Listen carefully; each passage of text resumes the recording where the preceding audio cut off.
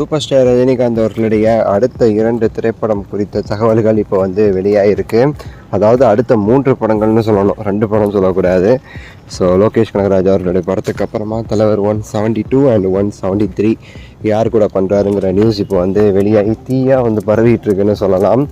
So அதை பற்றி தான் இந்த வீடியோவில் வந்து பேச போகிறோம். ஆக்சுவலாக சூப்பர் ஸ்டார் அவர்களுக்கு வந்து ஆல்ரெடி பார்த்திங்கன்னா பல படங்கள் கமிட்மெண்ட்டு. ஸோ அடுத்தடுத்து அவர் நிறைய படங்களில் வந்து கை வச்சிருக்காரு. ஸோ இப்போ வந்து வேட்டையின் ஷூட்டிங்லாம் இன்னும் முடியலை. அதுக்கடுத்து முடிஞ்சிச்சு அப்படின்னா லோகேஷ் கனகராஜ் அவர்களுடைய படத்துக்கு வந்து அவர் வந்து போவார். அதுக்கடுத்து வந்து யார் கூட அப்படிங்கிறது வந்து ஒரு கேள்வியாக தான் இருந்துகிட்ருக்கு. பட் நம்ம சொல்லியிருந்தோம் நெல்சன் அவர்களோட சேர்ந்து ஜெயிலர் 2 வந்து கண்டிப்பாக பண்ணுறாருன்னு சொல்லிட்டு. அது அஃபிஷியலாக இருக்கா இல்லையாங்கிற ஒரு டவுட் ஓடிக்கிட்டே இருந்துச்சு. இப்போ வந்து நிறைய பத்திரிகைகளுமே இப்போ வந்து சொல்ல ஆரம்பிச்சிருக்காங்க அடுத்த 2 திரைப்படங்கள் சூப்பர் ஸ்டார் அவர்களுடைய படங்கள் பற்றி. மெயினாக தினத்தந்தி வந்து ஒரு ஆர்டிக்கலே போட்டுட்டாங்க. அதில் வந்து தலைவர் 172 அண்ட் 173 உடைய டேரக்டர்ஸ்ன்னு சொல்லிட்டு மாரி செல்வராஜ், நெல்சன் இந்த 2 டேரக்டர்ஸை வந்து அவங்க வந்து குறிப்பிடுறாங்க.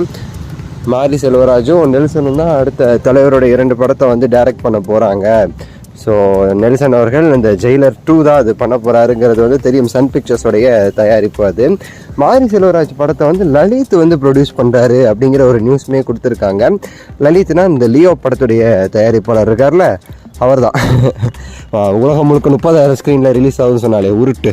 ஸோ அந்த ப்ரொடியூசர் தான் லலித் அவர்கள். அவர் வந்து பண்ணுறாரு அப்படின்னு சொல்லிட்டு ஒரு நியூஸுங்க. ஸோ மாரி செல்வராஜ் எப்படி இதுக்கு வந்தாருங்கிறதா நிறைய பேருக்கு ஒரு கேள்வி.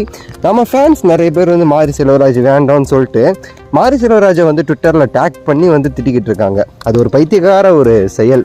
தலைவரோட முடிவுக்கு நம்ம வந்து போகணுமே தவிர நம்ம போய் உட்காந்துட்டு வந்து இப்படி பண்ணக்கூடாது அப்படி சொல்லக்கூடாது.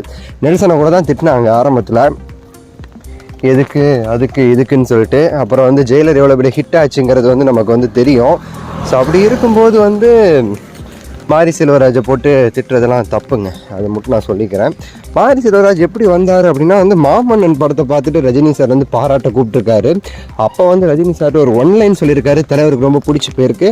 அதை டெவலப் பண்ணி திரும்ப சொல்லியிருக்காரு. ஃபுல் ஸ்கிரிப்டுமே தலைவருக்கு பிடிச்சி ஓகே பண்ணியிருக்காங்க அப்படிங்கிறது ஒரு நியூஸு.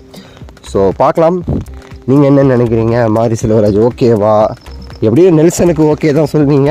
மாரி செல்வராஜ் அவர்களுமே ஒரு சூப்பர் டைரக்டர் தான், நம்ம பார்த்துருப்போம். ஸோ கிட்டத்தட்ட டிஜே ஞானவேல் அவர்கள் மாதிரி தான் மாரி செல்வராஜ் அவர்களும். பொறுத்திருந்து பார்ப்போம் எது ஃபஸ்ட்டு, எது செகண்டு, எது தேர்டுன்னு பார்க்கலாம். உங்களோட கருத்து சொல்லுங்கள், லைக் பண்ணுங்கள், ஷேர் பண்ணுங்கள், சப்ஸ்கிரைப் பண்ணுங்கள். அடுத்த வீடியோவில் சந்திக்கின்றேன். நன்றி, வணக்கம், மகிழ்ச்சி.